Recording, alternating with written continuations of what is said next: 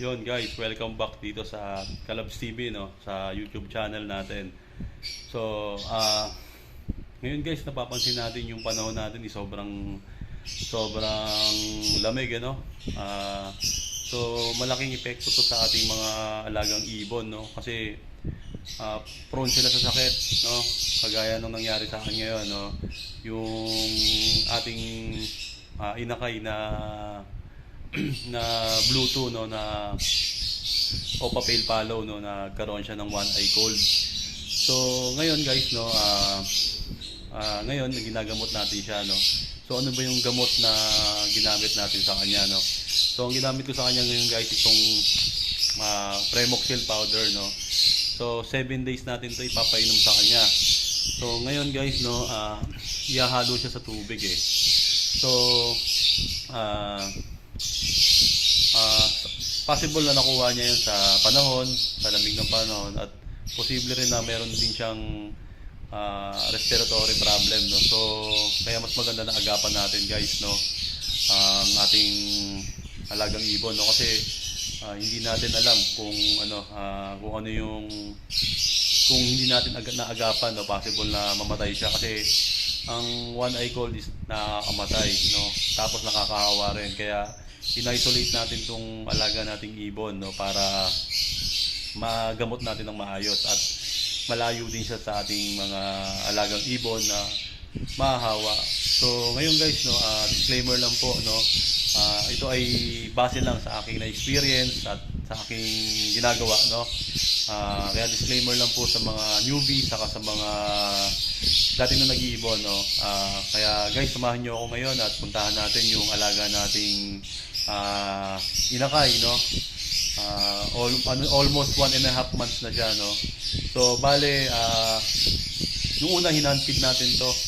So tapos marunong na rin naman pala siya kumain, kaya mas madali nating naalagaan yung alaga nating ibon dahil kusa naman siyang kumakain, no. So ang pinapakain ko rito is Tick Booster muna para medyo kaya niya pang nguyain, no.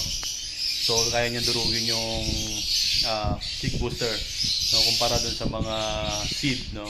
So ngayon guys, tara, puntahan natin ang aking alaga, no. So samahan niyo ako guys, tara. So guys, ayan, no, ito yung alaga nating hinanpid na lang, no, natin, no, kasi nagkaroon ng problema yung ano niya, nagkaroon siya ng one eye cold, no. So ano ba yung ginamit nating gamot dito, no. So ang pinainom natin sa kanya ngayon guys yung Premoxil powder, no. Kung mapapansin niyo yung mata niya guys, no, ayan, nagluluha.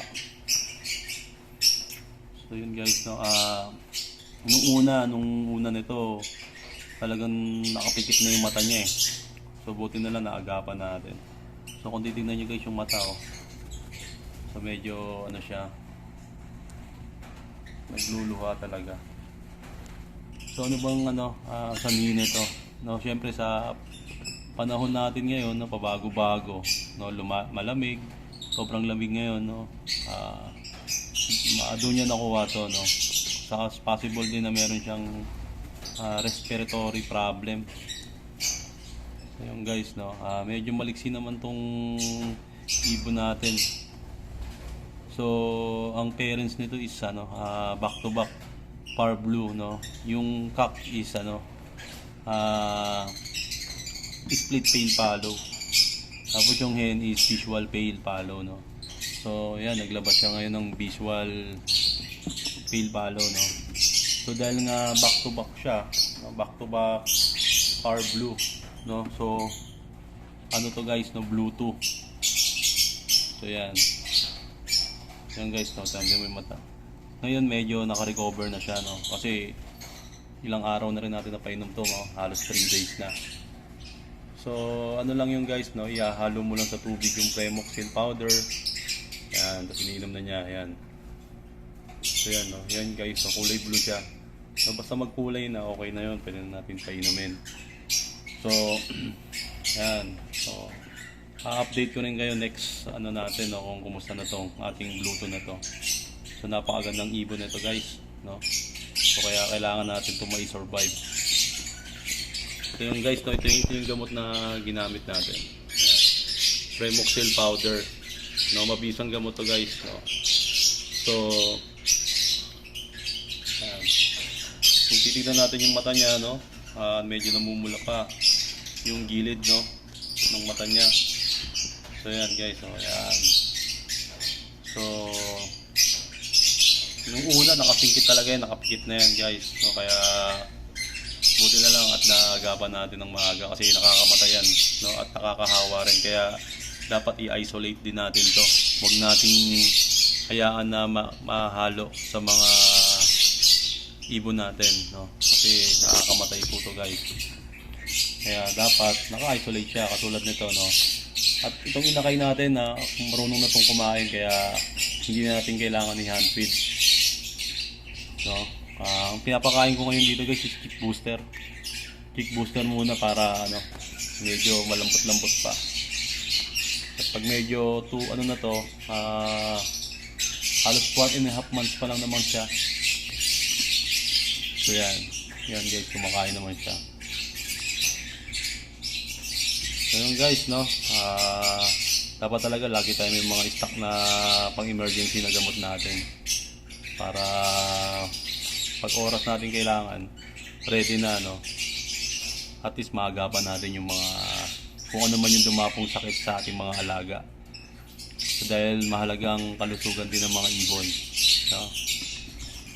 Kailangan nating supportan sila. So yun guys, no, salamat to guys. Iano natin to guys, out. Yun guys, no, kaya kung nagustuhan nyo yung video natin, no, huwag natin kalimutan mag like, i-share na rin natin, tapos i-click na rin natin yung notification bell para sa susunod na upload natin, no, updated po tayo. So yun guys, no, muli ito yung Kalabs TV, no. God bless po sa ating lahat, no. Maraming salamat.